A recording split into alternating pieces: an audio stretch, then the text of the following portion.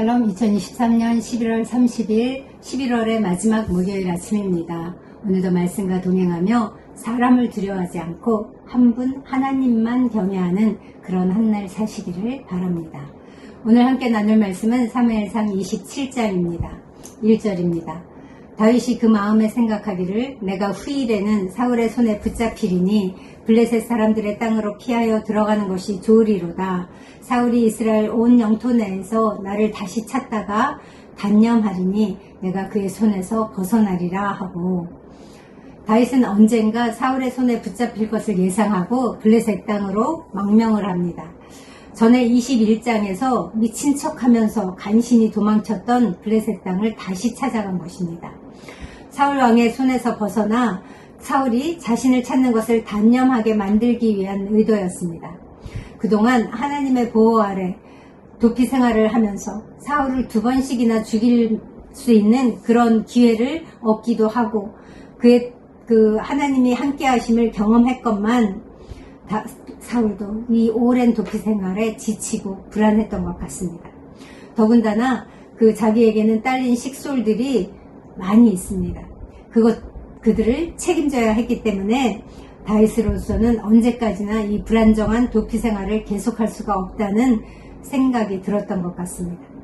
당시 사울의 추격권으로부터 가장 안전한 블레셋으로 도피를 하겠다고 결정한 것이죠. 사울과 다윗의 이 불편한 관계는 이미 온 세상에 소문이 나 있었기 때문에 블레셋 왕 아기스는 아무 의심 없이 다윗을 경계하지 않고 그를 받아주었습니다. 결국 다윗은 아브라함이 애굽으로 내려가듯이 가드로 내려간 것입니다. 가드가 어디입니까? 원수 골리앗의 고향입니다. 다윗은 여호와를 미워하는 민족, 원수의 땅인 블레셋 땅으로 도피를 한 것입니다. 다윗은 먼저 하나님의 뜻을 묻고 결정했어야 했습니다. 그러나 그는 생명을 부지하기 위해 하나님께 묻지 않고 스스로 결정하는 과오를 범하고 말았습니다. 그곳에서 그는 거짓된 삶을 살 수밖에 없었던 것이죠. 우리도 다윗처럼 불안하고 급한 나머지 하나님의 뜻을 구하지 않고 내 생각대로 판단하고 행동할 때가 참 많이 있습니다. 그리고 그 결과가 결코 좋지 않았다는 것도 이미 여러 번 경험했습니다. 우리의 삶 속에서 위기를 만날 때 혹은 중요한 일을 결정해야 할 때 먼저 하나님의 뜻을 묻고 하나님의 응답을 기다려 움직이는 그런 삶을 사시기를 축복합니다. 과연 다윗의 예상대로 다윗이 도망친 것을 알자 사울은 더 이상 그를 추격하지 않았습니다.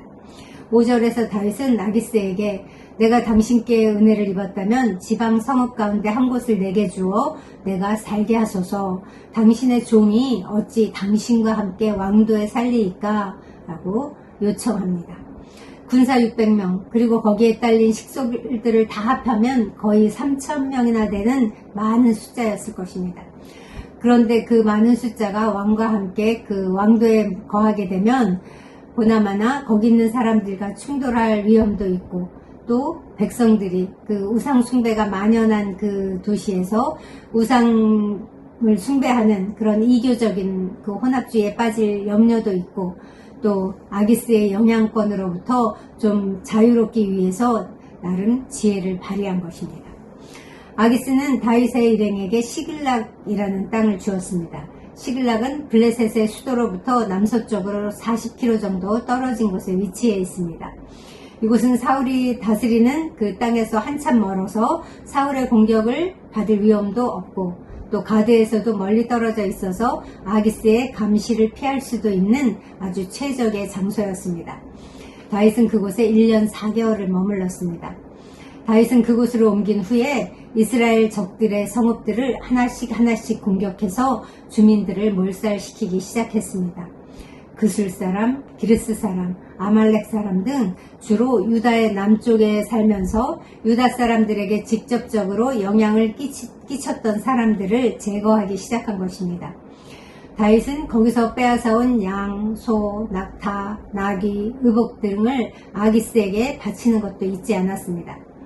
아기스는 자신에게 바쳐진 그 전리품들을 보고 오늘은 누구를 쳤느냐라고 질문을 했습니다. 그러자 다윗은 유다 네겝, 여라무엘 사람의 네겝, 겐 사람의 네겝이라고 둘러댔습니다. 블레셋 사람들의 적인 유다 고을들을 친 것이라고 거짓말을 한 것이죠. 그뿐만이 아닙니다. 다윗 군대는 거주민을 진멸하고 그 남녀를 하나도 살려서 데려가지 않았습니다. 고대 전쟁에서는 전쟁에서 승리한 사람들은 그 패배한 사람들을 잡아가서 노예로 삼는 관습이 있었습니다. 그렇다면 다윗도 그들을 친 다음에 그 땅 사람들을 가두로 데려갔어야 합니다.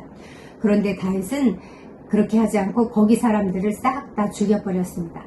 그들을 살려가면 아기스 왕에게 다윗이 한 짓을 고자질을 할까봐 두려웠던 것이죠. 사랑하는 성도 여러분, 우리는 사무엘상 27장에서 인간 다윗의 연약함과 한계를 고스란히 볼 수 있습니다. 다윗이 누구입니까? 골리앗을 보고 겁먹지 않고 하나님을 의지하여 달려가던 그런 용사가 아닙니까? 또 여호와가 나의 목자시니 내게 부족함이 없다라고 고백하던 예배자가 아닙니까?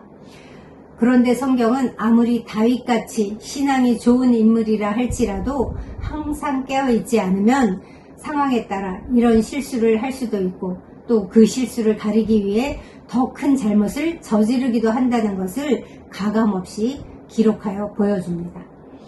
다윗이 하나님께 묻지 않고 블레셋에 들어가서 자신과 그 무리의 안전을 사람에게 보장받으려고 한 것, 또 사람의 신임을 얻기 위해 거짓말을 한 것, 거짓된 행위가 탄로날까봐 죄 없는 남녀노소를 하나도 남김없이 죽여버린 것, 이런 일들은 옳지 못한 행동입니다. 다윗이 블레셋에 있는 동안 얼마나 영적으로 침체해 있었는지를 사무엘상 27장은 고스란히 보여줍니다. 왜 그럴까요? 하나님은 그러한 실수까지도 용서하시고 합력하여 선을 이루시는 분이시라는 것을 우리에게 가르쳐주기 위해서입니다. 그렇습니다. 사무엘상 27장을 통해 우리는 잠시라도 하나님을 떠나서 살 수 없는 존재라는 것을 배웁니다. 우리도 때때로 그 목전의 두려움에 사로잡혀서 실수를 범하기도 하고 거짓말을 하기도 합니다. 그러나 그때 깨닫는 즉시 회개하고 자복하기 원합니다. 오늘 하루도 어떤 일을 결정할 때나 어떤 어려움을 만날 때에 즉시 하나님께 나아가서 하나님의 뜻을 구하고 하나님과 동행하는 그런 복된 한날 되시기를 예수님의 이름으로 축복합니다. 기도하겠습니다. 하나님 아버지 감사합니다. 오늘도 삼상 27장을 통해 그 다윗의 모습을 통해 어찌하든지 우리가 주께 붙어 있어야 함을 깨우쳐 주셔서 감사합니다. 우리를 둘러싼 환경을 두려움으로 바라본 것을 정말 회개합니다. 그런 때가 많았음을 고백합니다. 오직 하나님께만 초점을 맞추고 주만 바라는 저와 푸른나무교회 성도님들이 되게 도와주시옵소서. 환경에 반응하지 않고 오직 말씀에 반응하는 푸른나무 성도가 되게 하여 주시옵소서. 날마다 그 우리의 마음이 믿음이 흔들리는 순간마다 살아계신 하나님을 바라보고 우리의 시선을 하나님께 고정하는 그러한 하루가 되도록 오늘도 인도하시고 보호하여 주시옵소서. 우리의 영과 마음을 다해 오직 하나님의 인도하심을 따라 사는 그런 한날 되도록 우리의 오늘도 우리 삶 가운데 찾아오셔서 우리를 그렇게 인도하실 주께 감사드리며 예수님의 이름으로 기도합니다. 아멘. 이제 말씀을 기억하며 기도하시기 바랍니다. 사람을 두려워하지 않고 한 분 하나님만 경외하게 하소서. 하나의 거짓을 덮기 위해 더 많은 수많은 거짓말을 행하는 이 악의 사슬, 죄의 사슬을 끊어주소서 기도하시고요. 또 내일 산상기도에 참석해서 모든 시선, 우리의 시선을 주께 맞추는 그러한 훈련을 하루는 그런 한날 되게 하셔서 함께 기도하시겠습니다.